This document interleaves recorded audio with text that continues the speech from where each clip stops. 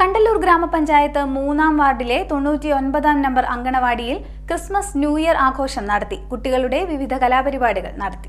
കണ്ടല്ലൂർ ഗ്രാമപഞ്ചായത്ത് 13-ാം വാർഡിലെ 99-ാം number അംഗൻവാടിയിൽ Christmas പുതുവത്സര ആഘോഷം സംഘടിപ്പിച്ചു. കുട്ടികളുടെ വിവിധ കലാപരിപാടികളും ക്രിസ്മസ് കേക്ക് മുറിക്കൽ, ലഡ്ഡു വിതരണം എന്നിവയും നടത്തി.